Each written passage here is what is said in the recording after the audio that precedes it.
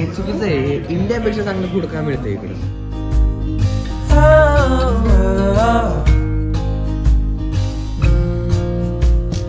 Hello, कसे आहात सगळे? आय होप अगदी छान मस्त मजेत असाल आणि माझे बालीचे व्हिडिओ एन्जॉयही करत असाल. तर चला आता आम्ही निघालो आहोत केलिंकिंग बीचकडे. ब्रुकन ब्रिज करून आलो आम्ही.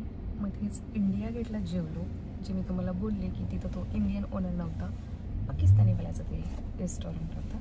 पण ठीक आहे, चला ओके होतं जेवण. आणि तिथून आता ना 10 मिनिटावरती एक वेगळा बीच आहे, ज्याचं नाव मी किती वेळा घेतलं तरी मला ते बरोबर येत नाही आहे. अहो, नाव सांगाल का? अहोंना पण माहिती नाही आहे. केलिंकिंग नावाचं बीच आहे. तर तिथे निघालोय आणि मध्ये इतका उघड रस्ता आहे आणि एवढं जाम आहे ट्रॅफिक. या आयलंडवरती असे ना छोटे सगळे रस्ते आहेत. चला बघूया. हे जे काही ट्रॅफिक लागले ना, त्याचा फायदा घेत मी जरासा मेकअप करून घेतलाय. वरूनच पावडर आणि लिपस्टिकला टचअप करून घेतलाय. ह्या बीचवरून फोटो सुंदर यायला हवेत ना.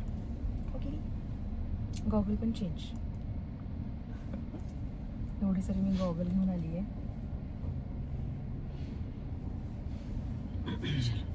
गाडीचं बोलत बघतो. केलिंकिंग बीचला आलोय आम्ही इकडे आणि अरे बापरे, खूपच हॉरेबल आहे तिकडचे. आणि हे बघितलं का किती गर्दी आहे इकडे. पार्किंग फुल झाले. आमचं आवाज पण बाहेर येणं, एवढं खड्डे आहे तिकडे.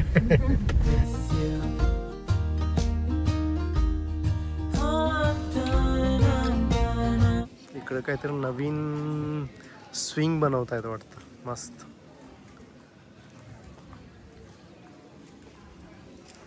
एक तर दरी खोऱ्यातून छोट्या रस्त्याने रस्ता काढत पार्किंगमध्ये गाडी लावून असा हा पुन्हा उतार उतरायचा आहे.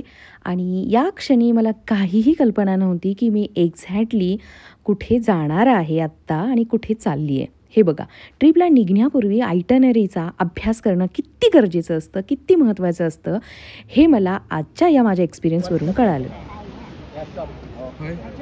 खाली जायला किती मजा येईल. काही सुचतं ना तुला? चालत जायचंय का? मग किती वेळ लागेल? 2 तास इथं जायचंय प्रवीण चालत खाली. आणि वरती कधी यायचं मग? खाली गेली तर मग त्यांना विचार. एवढं सुंदर आहे यार हे. जायचं खाली? चला जाऊया.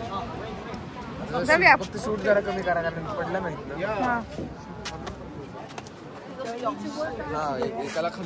खूप केअरफुली जायला सांगितलंय त्यांनी. आत्ता तुम्ही जे काही कन्व्हर्सेशन आमचं ऐकलं त्यावरून तुम्हाला कळालं असेल की इथे खाली उतरण्यासाठी प्रितीशनी मला मोटिवेट म्हणण्यापेक्षा फोर्स केला. कारण मला काहीही आयडिया नव्हती. मला वरून असा ना रस्ता चिंचोळा दिसला होता, पण पायऱ्या दिसल्या होत्या आणि असं वाटलं होतं की आपल्यामध्ये तेवढी क्षमता तर नक्कीच आहे की आपण ट्रेक हा उतरू शकतो आणि चढू शकतो. पण पुढची मला काहीही आयडिया नव्हती की इतका अवघड रस्ता असणार आहे. आणि इथपर्यंत यायचं आणि खाली नाही उतरायचं कसं पॉसिबल आहे? डेनिमची कॅप दे, डेनिमची. थँक्यू. प्रितीश थांब. मी काल शेअर केलेल्या व्लॉगमध्ये सुद्धा दाखवलं होतं आणि सांगितलं होतं की प्रितीश ना अशा जागी आल्यानंतर थोडा आगाऊपणा करतो. आगाऊपणा म्हणण्यापेक्षा ना फार त्याला ना अशा ॲडव्हेंचरस ॲक्टिव्हिटी आवडतात आणि बिनधास्त तो ते करत असतो. आणि मला मात्र इतकी काळजी वाटत असते, एक वेगळीच भीती असते मनामध्ये माझ्या. थांबा रे, जाऊ नका मला सोडून.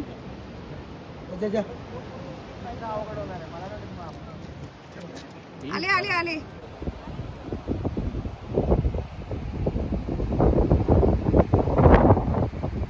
तर ही होती आजच्या ॲडव्हेंचरस ॲक्टिव्हिटीची सुरुवातीलाच मी काही व्हिडिओ बनवून घेतले, जे आत्ता मी तुम्हाला दाखवले. त्याचंच मी एक रीलसुद्धा बनवून पोस्ट केलं. तर आहोंचं आणि प्रीतीचं म्हणणं होतं की पहिल्यांदा खाली चल, आपण परत आल्यानंतर व्हिडिओ करू. बरं झालं मी त्यांचं न ऐकता माझ्या मनाने सारे हे व्हिडिओ बनवले आणि फोटो तर काढलेच नाहीत आम्ही, कारण मी परत आल्यानंतर कोणत्याही अवस्थेमध्ये उरले नव्हते, ना फोटो ना व्हिडिओ ना या साऱ्या निसर्गाचा आनंद घेण्यामध्ये. तर चला बघूया एक्झॅक्टली कसा आहे हा ट्रेक. कसला नजारा आहे, सुंदर. हे बघा ये की चल चल चल चल. एवढं रिस्की रस्ता आहे हा. थोडं फॅट्स खाल्लंय तेवढं जिरवायला पाहिजे का नको? अरे ठीक आहे, जिरवायचंय.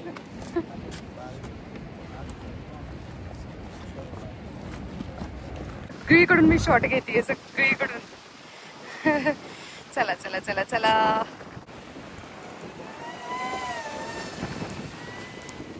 ड्रोन इकडे आहे ना जरा.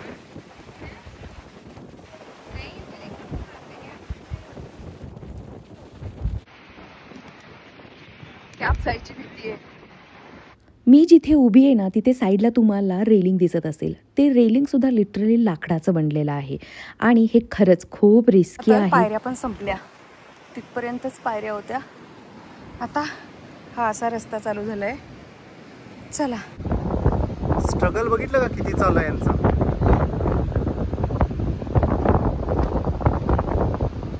क्रेननी करतायत रे, क्रेननी एक एक एक एक वरती क्रेन आहे ना.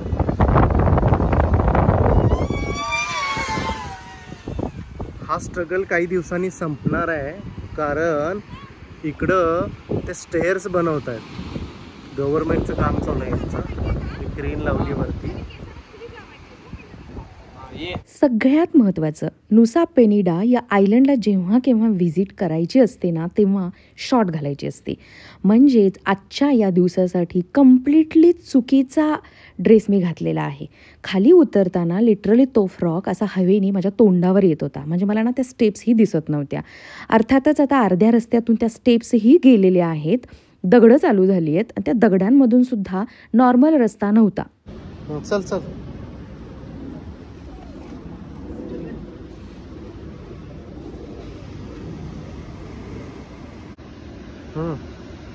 वर बघत जा.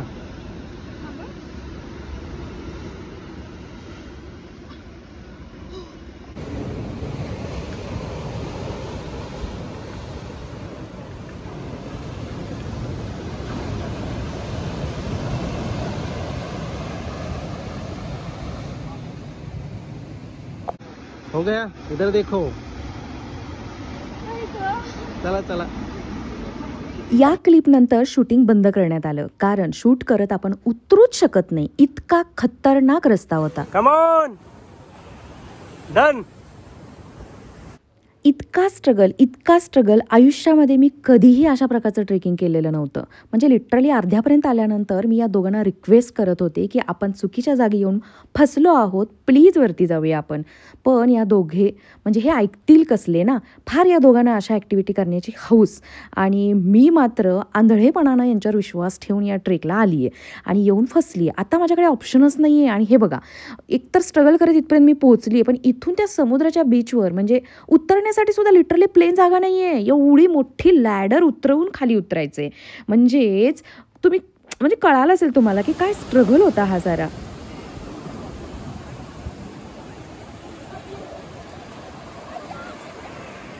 आता तुम्ही म्हणाल की एवढं स्ट्रगल करून इथे खाली उतरणं वर्थ इट आहे का? तर हो, इतकं भारी फिलिंग आहे उतरल्यानंतर खाली. खूप म्हणजे खूप भारी फील होत होतं. स्वतःबद्दल प्राऊडही वाटत होतं. पण पुढे येणाऱ्या धोक्याची मला जराही कल्पना नव्हती इथे. फायनली पोहोचलोय. एवढा सारा अवघड ट्रेक करून. आणि हे दोघं बघा. आणि ना लिटरली तळपलं जातंय. इतकं कडक ऊन आहे, इतकं कडक ऊन आहे, बाप रे. Oh my God. वरती किती गर्दी होती आणि खाली बीचवर किती लोक आहेत यावरूनच तुम्हाला कळालं असेल की किती अवघड ट्रेक आहे हा. खाली उतरल्यानंतर लिटरली त्या रेतीमध्ये पायच उचलत नव्हता. हा व्हिडिओ पाहणाऱ्यांपैकी जर का कोणी हा ट्रेक कंप्लीट केला असेल तर प्लीज प्लीज प्लीज मला कॉमेंट करून सांगा की तुमचा एक्सपिरियन्स कसा होता. मी जे काही बोलते, हे जे काही सांगते ते तुम्ही कसं अनुभवले, तुम्हाला कसं वाटले नक्की सांगा. आणि आय होप की कोणीतरी ज्याने हा ट्रेक कंप्लीट केला आहे तो हा माझा व्हिडिओ पाहेल.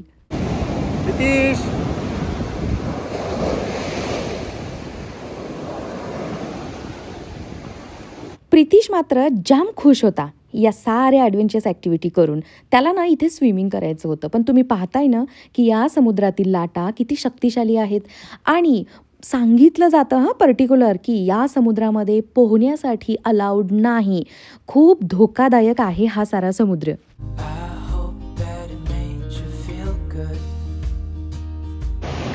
लेकरू कुठे आपलं लेकरू?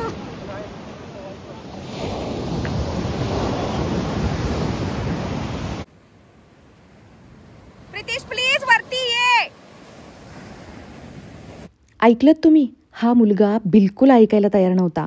म्हणजे लिटरली रुसला होता. त्याला इथं स्विमिंग करायचंच होतं, पण मी मात्र आरडाओरडा करून अजिबात त्याला स्विमिंग करायला परमिशन दिली नाही.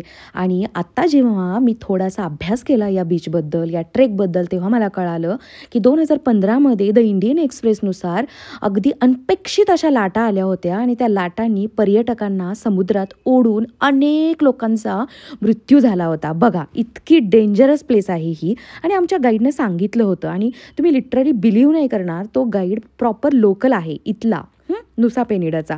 तर तो काय बोलला होता माहिती आहे आम्हाला? तो बोलला होता की सर, मी आयुष्यात एकदाही हा ट्रेक केलेला नाही. प्रितीश इथून यायलाच तयार नाहीये आणि इतकं उंच चढायचंय की पायातून पूर्ण त्राण निघून गेलाय. आता मी चढणार कशी? ते बघतायत माझ्याकडे.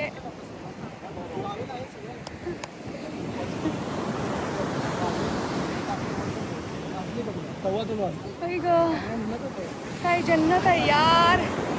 सही वरती टेजे उतरलो, बट आता श्री स्वामी गणेशा प्लीज सगळ्यांनी या, मला मदत करा प्लीज.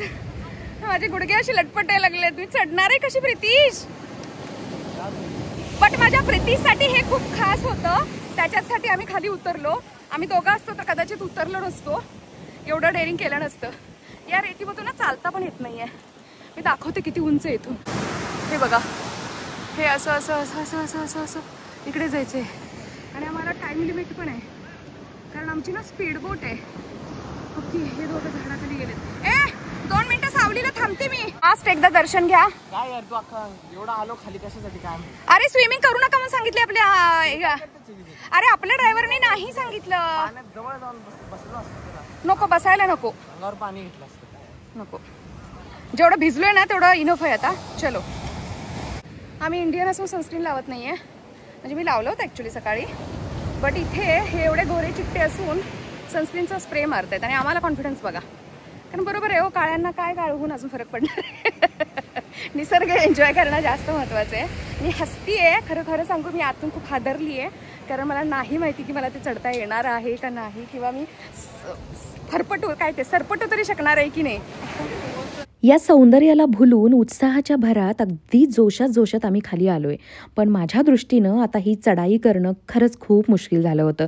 तुम्ही मगाशी पाहिलं की मी स्वामींचं नाव घेतलं. पुन्हा एकदा इथं स्वामींचं, गणेशाचं नाव घेऊन मी चढायला सुरुवात केली आहे, कारण माझ्या पायामध्ये बिलकुल त्राण उरले नव्हते.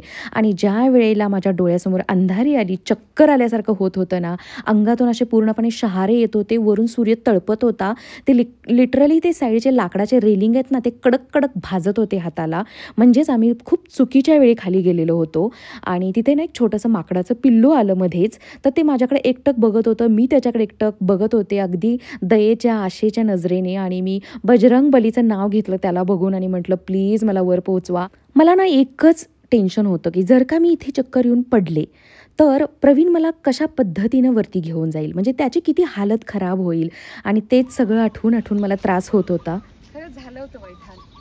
You can't believe. Swami, Ganesh आणि ते एक छोटं माकडाचं पिल्लू दिसलं. मग मी त्याला हात जोडला, म्हणलं बजरंग बली प्लीज मला वरती घेऊन चला. समुद्र दिसल्यानंतर त्याला म्हणलं तुझी थोडीशी ताकद मला दे. लिटरली ना पाय दुखतायत, असं मी चालता येत नाही. डिहायड्रेशननी असं खरंच झालं होतं माहिती. मी प्रीतीचा चेहरा आठवला, प्रवीणचा चेहरा आठवला. म्हणलं मी जर का आता इथं पडले तर यांचं काय. तो रस्ता, तो ट्रेक इतका अवघड आहे की जे लोक गेली आहेत ना त्यांना माहिती आहे. वरती येताना लिटरली क्लाइम्बिंग करत यावं लागतंय. म्हणजे सरपटत मी वरती आली आहे. आणि मला आज पुन्हा एकदा प्रचिती आली की स्वामी खरंच माझ्यासोबत आहेत, गणेशा माझ्यासोबत आहे आणि त्यांनीच मला वरतीपर्यंत पोहोचवले. कारण भर उन्हात अंगातून माझ्या शहारे येत होते. असं ना काहीतरी वीज आतून सळसळतीये शरीरातून, असं मला फिलिंग येत होतं. आणि मला माहिती होतं मी पडणार आहे. Thank you. थँक्यू. नुसा पेनेडाची ट्रिप आता संपती इथे आणि या गाईडला आम्ही टाटा बाय बाय करून निरोप देतोय. आणि त्याला जेव्हा वरती मी अशा पद्धतीत अशा परिस्थितीत पोहोचलेली दिसलं ना, तेव्हाच तो बोलला की मी तुम्हाला आयडिया दिली होती की खूप अवघड आहे, नका उतरू. झालं काय मी तुम्हाला आता क्लिअरली सांगते इथे की आम्ही अगदी खूप चुकीच्या वेळी तो ट्रेक केला. हा ट्रेक जनरली सकाळच्या वेळेला अर्ली इन द मॉर्निंग किंवा लेट इव्हिनिंग किंवा लेट आफ्टरनून म्हणू शकता तुम्ही, अशा वेळेला करायचा असतो. एक तर तळपतं ऊन होतं. सकाळी जेव्हा मी व्लॉगची सुरुवात केली तेव्हाच तुम्हाला सांगितलं होतं की इथलं ऊन खूप राबते आणि त्यात आम्ही पहिल्यांदा ते वेगळे 2-3 बीच केले आणि मग इथे पोहोचलो आफ्टर लंच. तोपर्यंत खूप ऊन झालेलं होतं आणि भर उन्हात आम्ही हा ट्रेक करायचा निर्णय घेतला होता, कारण आम्हाला आयडियाच नव्हती की या ट्रेकची लेवल काय असणार आहे. आणि अजून एक सगळ्यात महत्त्वाचं, जेव्हापासून मी या बाली ट्रिपवरती आहे मी प्रॉपर जेवतसुद्धा नाही आहे. म्हणजेच त्यांचं ते नॉनव्हेज किंवा त्यांचं फूड मी मनापासून एन्जॉय करत नव्हते. एकतर मी जेवले कमी होते आणि त्यात पाणीही कमी पिलं गेलं होतं. या ट्रेकला जाण्यापूर्वी काही महत्त्वाच्या गोष्टी असतात, त्या फॉलो करणं खूप गरजेचं आहे. हा व्हिडिओ बघून जर का तुम्ही कधी फ्युचरमध्ये बालीला जाणार असाल आणि नुसा पेनेडाचा हा किलिंकिंगचा ट्रेक करणार असाल तर काही गोष्टी खूप खूप खूप महत्त्वाच्या आहेत ज्या मी आता तुम्हाला सांगेन, त्या नक्की फॉलो करा. माझी हालत खराब होण्यापाठीमागं काय रिझन होतं तर डिहायड्रेशन. मला खूप डिहायड्रेशन झालं होतं. शरीरातलं सगळं पाणी निघून गेलं होतं. वरून तळपता सूर्य होता. याच्याचसाठी मी सांगते तुम्हाला की ट्रेकला जाण्यापूर्वी योग्य तयारी असणं खूप गरजेचं आहे. जसं की चांगले स्टर्डी शूज असणं, जे माझ्याकडे होते. मी काही जणांना लिटरली फ्लिपफ्लॉप किंवा ते स्लायडर्स घालून जाताना पाहिलं, ज्यांची भयानक हालत खराब होत होती. एकतर फॉरेनर माझ्यासमोर लिटरली रडत होती, कारण ती अडकली होती. तिला ना धडवरती जाता येत होतं ना तिला खाली उतरता येत होतं. एवढ्या अवघड जागी आम्ही दोघीही अडकलेलो होतो. पण तो रस्ता इतका छोटा आहे ना की समोरून येणाऱ्याला हेल्प करून वरती घेतल्याशिवाय किंवा खाली उतरायला मदत केल्याशिवाय आपण पास होऊच शकत नव्हतो. मी जेव्हा बऱ्यापैकी चांगल्या कंडिशनमध्ये होते तेव्हा घेतलेलं सारं शूटिंग मी आज तुमच्यासोबत शेअर केलं. पण खरी माझी वाईट अवस्था जिथे झाली होती की मला असं वाटत होतं संपलं, याच समुद्रामध्ये मला आता सामावून घेतलं जाणार आहे, इथेच माझा आज दी एंड होणार आहे. लिटरली मी स्वामींना आणि गणेशाला म्हणत होते माझं व्हायचं असेल तर होऊ दे, पण प्लीज मला इथून वर घे, कारण इथं जर का मी अडकले तर माझा नवरा मला इथून कसा रेस्क्यू करेल आणि त्याचं किती हालत खराब होईल त्याची. म्हणजेच तुम्ही समजू शकता की मला तुम्हाला काय सांगायचं आहे, मी किती वाईट कंडिशनमधून बाहेर पडली आहे. आणि म्हणूनच मला तुम्हाला इथे सांगायचं आहे की जिथे जिथे तुम्ही फिरायला जाल त्या आयटनरीचा थोडासा अगोदर अभ्यास करा. आज जे काही हे मी फेस केलं आहे ते माझ्या आळशीपणामुळं, माझ्या अज्ञानामुळं मला हे फेस करावं लागले. जर का मला माहिती असतं की हा ट्रेक इतका अवघड आहे तर मी काय या दोघांनाही मी जाऊ दिलं नसतं.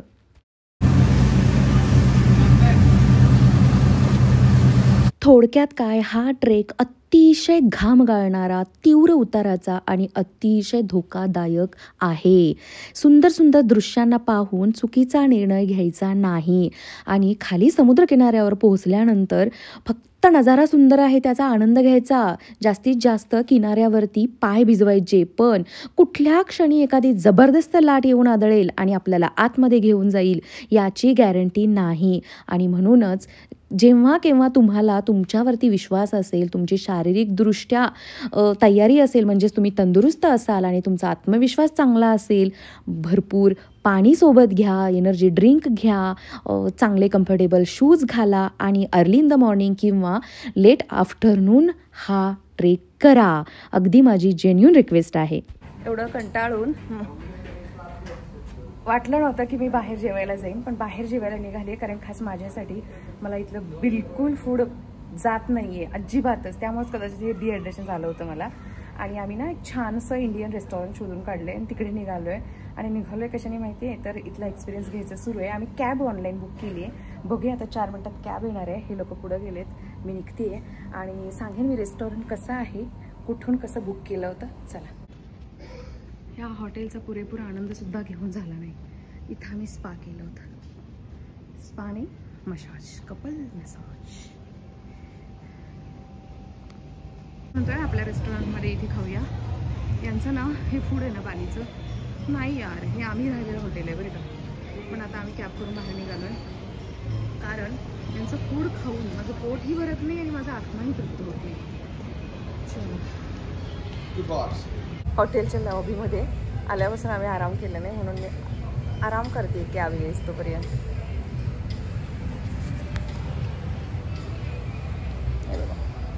आपण तर असा आराम कधी करायचा? पुन्हा घरी गेल्यानंतर स्वयंपाक आहे, बाकीची कामं आहेत. आता आयतं खायची. मला वाटलं मी खूप टॅन झाली आहे, बट नाही. ओके, ठीक आहे.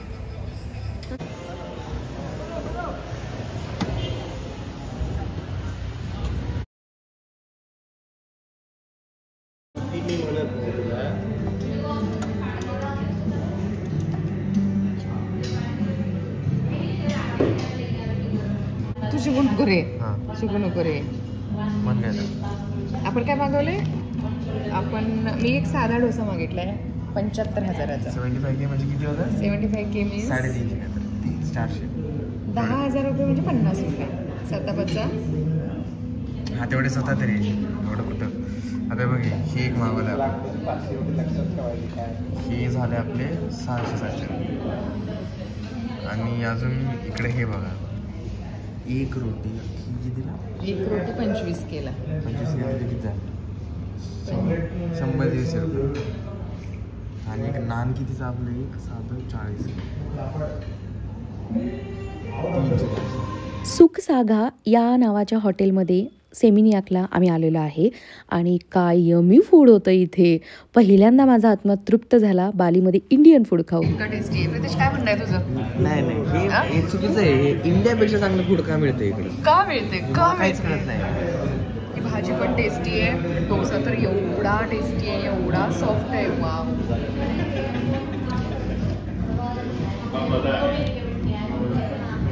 अहो काय हवा?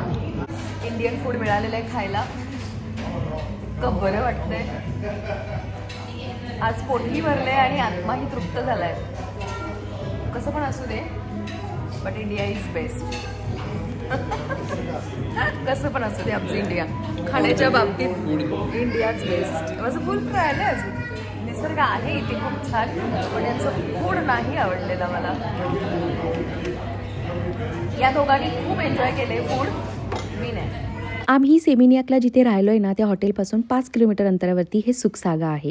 खूप टेस्टी फूड आहे, तुम्ही जाऊ शकता नक्कीच. चला तर मग याच नोटवरती आजचा हा व्हिडिओ इकडंच एंड करते. आय होप व्हिडिओ युजफुलही ठरेल आणि आवडला असेल तर एक लाईक नक्की करा. नवीन असाल चॅनलवरती तर प्लीज सबस्क्राईबही नक्की करा. बाय.